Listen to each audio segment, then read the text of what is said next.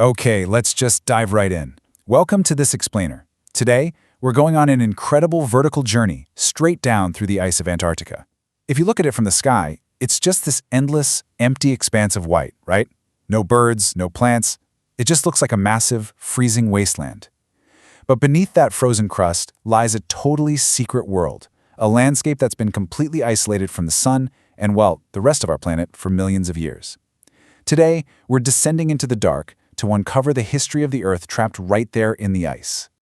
I want you to imagine something for a second. Picture a hidden body of water trapped deep beneath that freezing surface and completely sealed off from the rest of the planet for, get this, a staggering 15 million years. I mean, this sounds like science fiction, but it's an actual reality buried right here on Earth.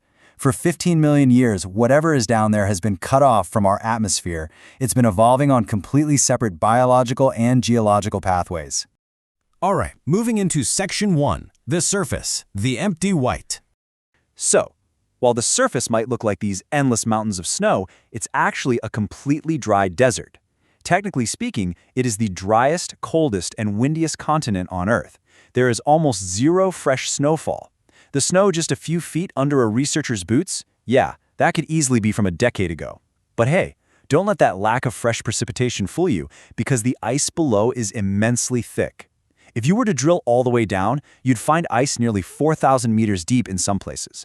To put that into perspective, that's roughly the height of Mount Kilimanjaro. You would literally have to stack the Burj Khalifa, the tallest building in the world, 6 times just to reach the top of this ice sheet. It is a truly mind-boggling scale. Which brings us to Section 2, the shallow ice, drilling backward through time. Now, as our drill cuts into that snowy crust, we're essentially firing up a time machine. Before we even hit solid ice, we pass through a layer known as firn. Basically, as snow builds up, its own weight compresses it into this frozen, sponge-like intermediate stage. But here's the crazy part. This firn isn't static. It's a moving, stretching layer that's slowly flowing toward the coast. And when the ice sheet stretches a bit too fast, this spongy firn violently snaps, creating these massive, terrifying crevasses that go deep into the darkness. Just hidden chasms you could easily fall into if you aren't careful. As we drill deeper, we are quite literally traveling backward through human history. It's a true narrative journey through time. See, the pores in this spongy firn get squished by all that massive weight above them, locking the air inside into tiny little time capsules. And the drill pulls up these atmospheric records. You drill past the era of the Renaissance, you hit the Roman Empire, ancient Egypt, and if you go deep enough, you are pulling up the exact air breathed during the extinction of Neanderthals and the rise of the first modern humans. How cool is that? So these extracted ice cores basically serve as a perfect physical diary of our planet. If you hold one of these cores up to the light, you can actually see distinct bands. The summer ice and the winter ice have different textures, which lets scientists read them exactly like tree rings. You can even spot huge, sudden climate events in there. Like you might see a distinct, dark band of ash completely frozen in place from a volcanic eruption that happened over 20,000 years ago. It's an incredible physical record of Earth's climate history. Okay, moving on to Section 3, the deep ice, a hidden ancient landscape. Descending even further, past all those historical bubbles and atmospheric dust, the ice completely changes. Down here, there are no bubbles at all. The ice becomes crystal clear, and it masks a shockingly complex ancient geography. By bouncing space lasers off the surface and flying these specialized planes equipped with ice-penetrating radar across the continent, scientists have actually managed to map out the world beneath the ice. And let me tell you, it is anything but flat. Underneath all that white, there's a trench deeper than the Grand Canyon, a completely hidden mountain range rivaling the European Alps, evidence of a massive asteroid impact crater, and even the largest volcanic region on Earth. It's just wild. Next up, Section 4, the bottom, poking the subglacial lakes.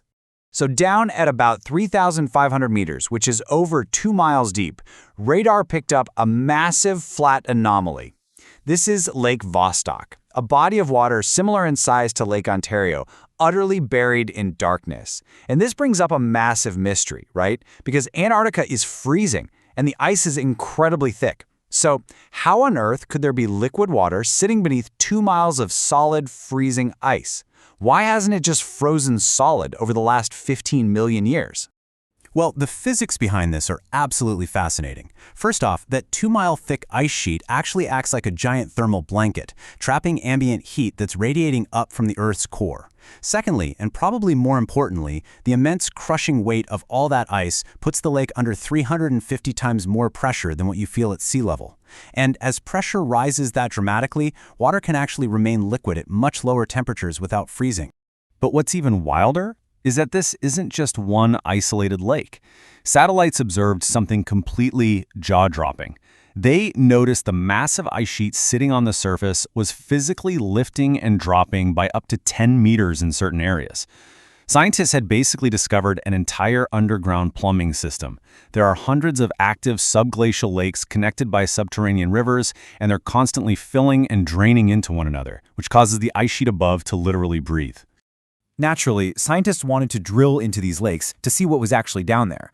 But poking a highly pressurized ancient lake? Yeah, that is intensely dangerous work. As Dr. John Priscu points out, if you take a Pepsi bottle and drop in a Mentos, the pressure causes a violent blowout. And that is exactly the risk they faced here. Puncturing these highly pressurized lakes could easily trigger a massive blowout, shooting water violently all the way up that 2-mile drill hole. All right, let's get into our final part, Section 5, the discovery. Old New Life. To actually find out if biology was surviving down there, scientists had to get pretty creative.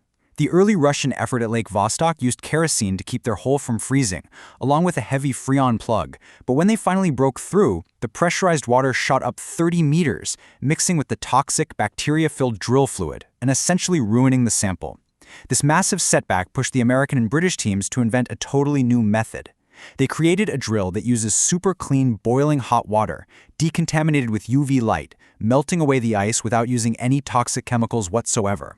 And when those clean drill teams finally broke through and sampled the liquid water and sediment, they didn't just find a few stray cells. No, they found tons of life, an entire thriving ecosystem consisting of completely new colonies of bacteria and tiny organisms, along with unique viruses that specifically target them.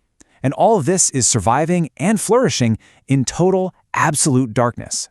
You see, Antarctica wasn't always a frozen wasteland. Millions of years ago, it was actually warm and temperate. So the unique microbial life we're finding down there today acts as this incredible biological time machine. It is old new life, and it holds the secrets to how organisms adapt to massive planetary shifts. Studying this hidden ecosystem helps us understand the absolute extremes in which life can actually survive and sustain itself. And here is the ultimate takeaway from all this.